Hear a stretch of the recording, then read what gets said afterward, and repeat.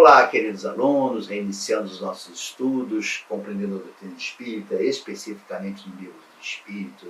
E hoje nós temos uma novidade para vocês. Estamos lá no canal do YouTube Estação da Luz, onde temos às terças-feiras, 10h30, um bate-papo. Não uma aula, mas um bate-papo com os nossos ouvintes. E nós estamos falando atualmente sobre levantando o véu dos evangelhos, no sentido de trazer mais uma novidade para todos vocês, para que vocês possam efetivamente compreender essa doutrina maravilhosa, essa doutrina libertadora.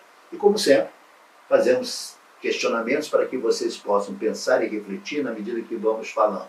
E eu pergunto a vocês, estamos aptos ou podemos escolher o mundo em que vamos reencarnar? Pense nisso. Não se esqueçam de se inscrever no nosso canal, ativar o sino para receber notificações e dar um like se estiverem gostando dos vídeos.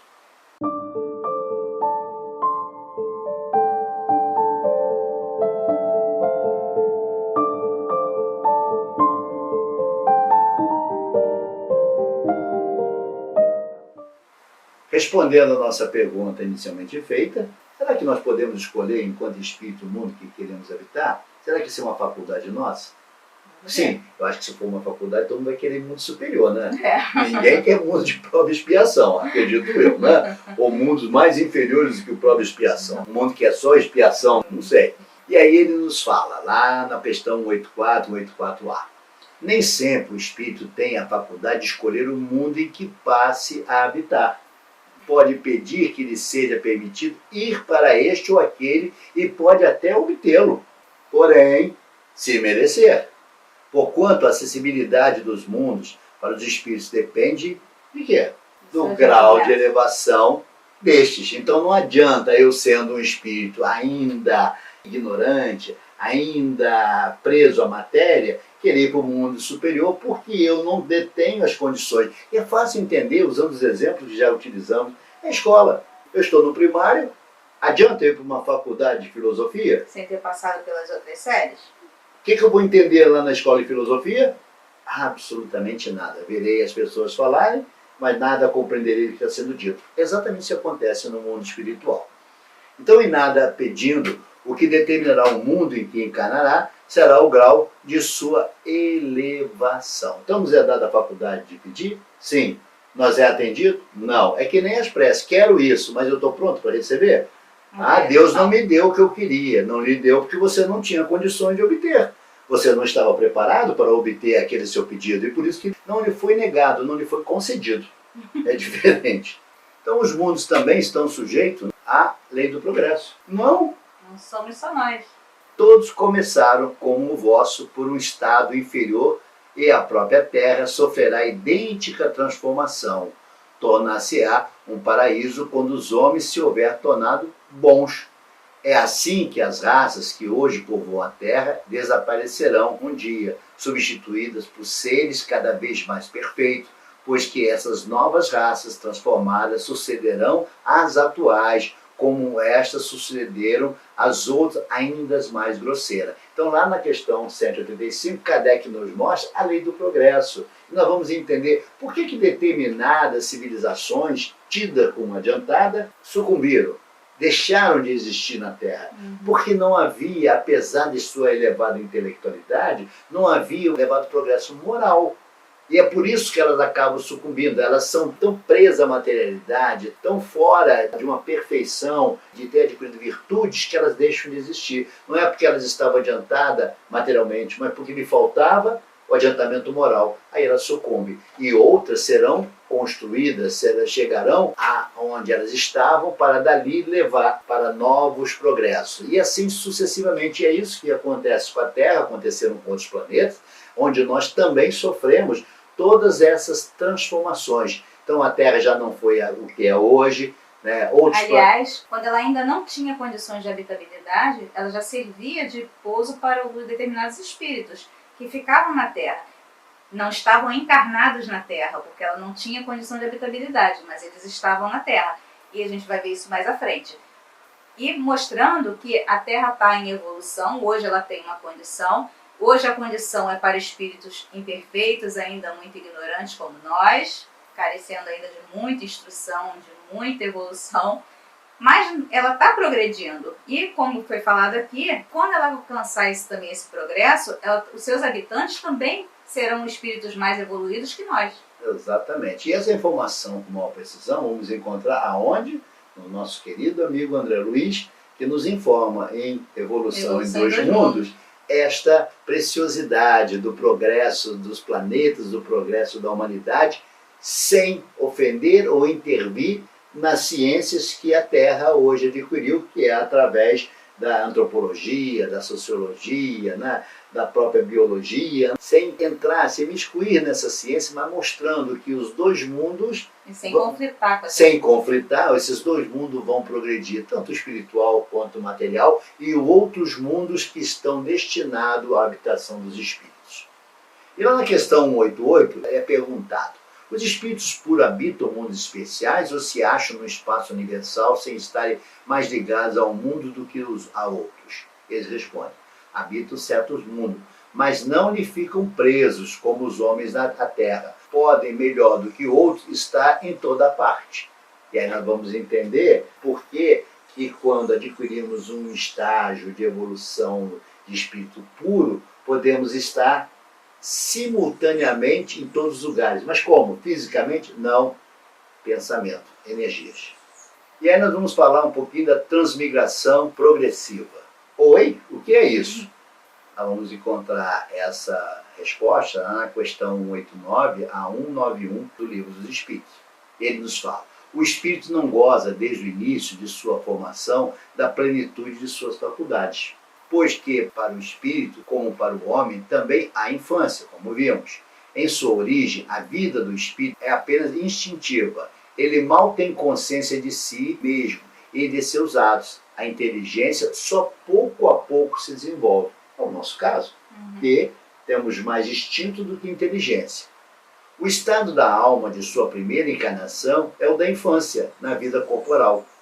A inteligência, então, apenas desabrocha a alma que se ensaia para a vida. Então, na medida em que eu vou progredindo, na medida que eu vou ganhando maturidade, eu vou ganhando experiência, a minha inteligência vai aflorando. As minhas perguntas vão se aguçando. Não as respostas, mas as perguntas, são os meus questionamentos que vão fazer com que esse exercício de pensar me leve ao progresso. As dos nossos selvagens são almas no estado de infância relativa, pois já são almas desenvolvidas, visto que já nutrem paixões. As paixões são um sinal de desenvolvimento. Oi, paixão é necessária? Sim. Kardec vai nos explicar que paixão é necessária, mas cuidado. A paixão mal guiada, mal conduzida, mal domada é um cavalo chucro e acaba derrubando o cavaleiro.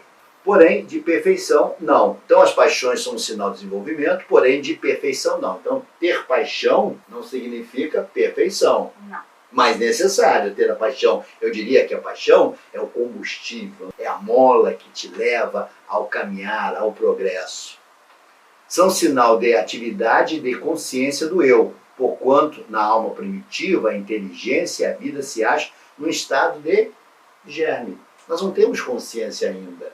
A nossa inteligência ainda é muito embrionária, então nós temos muitas paixões, mas pouquíssimas inteligências. Aliás, é justamente por esta razão que, parafraseando um autor que me foge o nome, com o devido perdão, que o homem ainda dá cicuta à filosofia, ainda leva à fogueira a ciência e ainda crucifica o amor. É por isso, porque somos movidos por paixão, ainda não temos a inteligência para compreender tudo isso que falamos.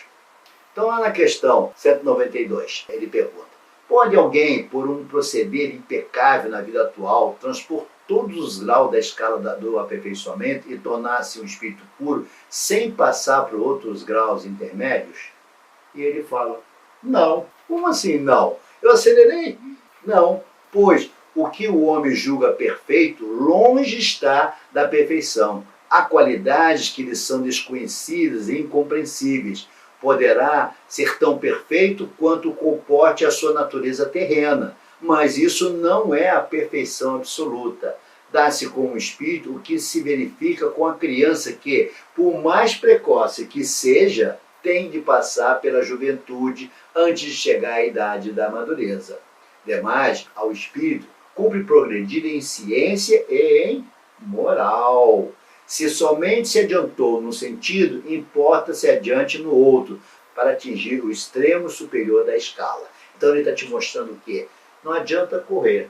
Você precisa ter maturidade para assimilar. A consciência não desabrocha num piscar de olhos. Não são quantidade de livros que vão me dar consciência, mas sim os livros e as experiências que eu coloco em prática daquilo que eu absorvi no conhecimento. Aí eu passo a ter consciência. Eu passo a adquirir padrões elevados de moral, padrões de ética. Eu passo a adquirir virtudes. E para que eu tenha virtudes, necessariamente eu preciso ter conhecimento. Necessariamente eu preciso ter responsabilidade. E voltando um pouquinho atrás, eu preciso fazer escolhas corretas. Mas para que você faça a escolha correta, você precisa ter madureza. Não adianta, às vezes nos perguntam por que hoje eu tenho esse pensamento, por que eu não tinha isso há 30 anos atrás? É simples a resposta. Porque eu não tinha maturidade para compreender aquele fato, ou compreender aquela situação, ou me posicionar naquela situação, porque me faltava maturidade, e que só vem com o tempo. Então eu passo pela infância, eu passo pela juventude e chego à maturidade. Aí sim eu começo a adquirir consciência, naturalmente, daqueles que trabalham, que obram no sentido do progresso. A alma de um homem perverso pode tornar-se a de um homem de bem se ele arrependeu. Pode? Pode, claro que pode. Por isso nós não temos condição de sentarmos com a toga de julgador de quem quer que seja. Porque está aqui um exemplo que nos é apresentado na questão 194 em diante, que vai nos dizer que o homem mau pode se tornar um homem de bem? Sim. Nessa jornada? Talvez não, mas em jornada sucessiva ele vai descobrir, ele vai se aprimorar, ele vai melhorar, ele vai se arrepender de uma série de equívocos que ele realizou e vai se transformar. Quem disse que você hoje, ou nós, fomos anjos angelicais ou pessoas afetas a passar a mensagem da doutrina? Hoje sim. Mas quanto percorremos, quantos males praticamos para chegar ao estágio de hoje? Mas a história está repleta de personalidades que mudaram a trajetória de suas vidas. Temos aí Paulo, temos São Francisco, temos Santo Agostinho e tantos outros que mudaram o caminhar da sua vida. Eles vinham por uma trilha e de repente algo aconteceu na vida deles e que eles mudaram a sua trajetória. Então, porém, a alma de um homem de bem não anima o corpo de um acelerado, porque ele não pode degenerar. Então a marcha dos espíritos é progressiva, jamais retrograda. Ele se eleva gradualmente na hierarquia e não desce da categoria que ascenderam. Ou seja, o que eu aprendi, eu não jogo fora. Eu posso estacionar, mas eu não perco aquele conhecimento. Em suas diferentes existências corporais, pode descer como homens, não como espíritos. Assim, a alma de um potentado da terra pode mais tarde animar os mais humildes obreiros e vice-versa. Por isso que, entre os homens, as categorias estão frequentemente na razão inversa da elevação das qualidades morais. Herodes era rei e Jesus carpinteiro. Então, é aquilo que nos é falado. Ora uma posição na outra. Para quê? Para que você possa adquirir as experiências necessárias em cada personagem, em cada ator nesse teatro da evolução, para que você possa ir evoluindo. Então, a questão 195. A possibilidade de se melhorar em outra existência não será de modo a fazer que certas pessoas perseverem no mau caminho, dominadas pelas ideias de que poderão corrigir-se mais tarde? Excelente pergunta, né?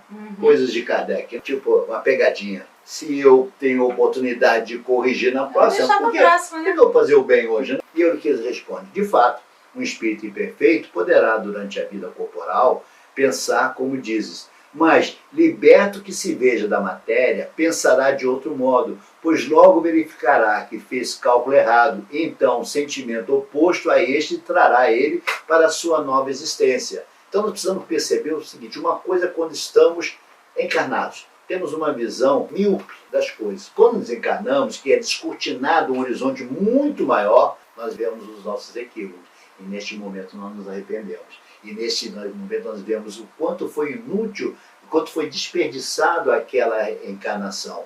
E aí, nesse dia, nós pedimos para o Criador nos dar uma nova oportunidade para que possamos corrigir esse equívoco. Então, dificilmente o espírito, na erradicidade, vai ter esse pensamento de não, eu faço na próxima. Não. Quanto mais rápidos nós aceleramos o processo de evolução, melhor para o espírito. E qual espírito não quer gozar do estado angelical? Quando estamos no plano material, não enxergamos dessa forma. Mas quando estamos no plano da erradicidade, lá na espiritualidade, nós queremos rapidamente acelerar. Naturalmente que vai depender de nossa evolução e nossa perfeição moral.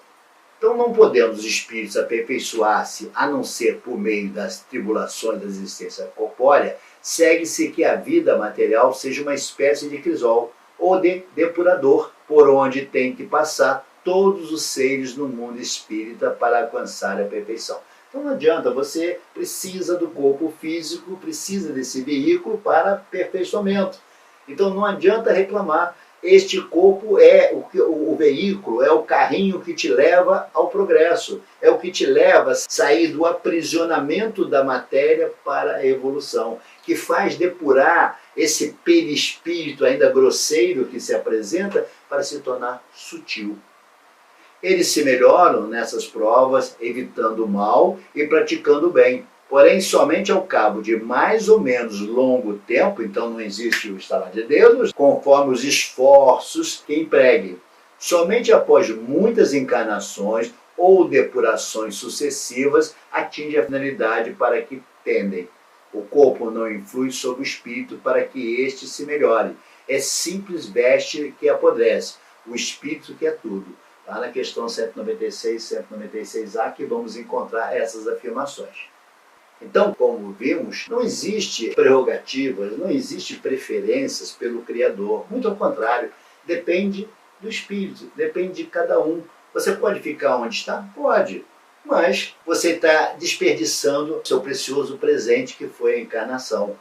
Então, acelerar quando estamos no mundo espiritual é o que mais desejamos. Mas todos podem acelerar? Não. Depende das experiências, depende do nosso conhecimento, depende da nossa evolução moral, depende efetivamente da vontade de adquirir esse conhecimento rumo à perfeição, rumo ao progresso. Então, tolo é aquele que acha que pode acelerar ou pode se enfurnar, né? Dentro dos centros espíritas, dentro das sinagogas, dentro das igrejas, e julgar que vai ganhar a evolução. Não, não vai. Porque é necessário outras experiências, é necessário sair dos muros dos seus locais de oração para se experimentar na vida material, para ganhar experiência. Então, ser monge no Tibete é fácil. Você botar a roupinha laranja, né, e ficar lá emitindo mantras. Mas a pergunta é, o monge está preparado para viver como um monge nos dias nossos? Viver no mundo sem ser do mundo, como Cristo nos ensinou? Essa é a pergunta. Então, todos nós só estaremos prontos a adquirir progresso quando pudermos viver no mundo sem ser do mundo, como Cristo nos ensinou. Esta é a mensagem que o Cristo nos deve. Essa é a mensagem que Jesus nos ensina. Sermos humanos? Sim, mas nos tornarmos seres iluminados. Sermos efetivamente o sal da terra, a luz do mundo. Esperamos que vocês tenham gostado. Nos veremos no próximo encontro. Fiquem em paz.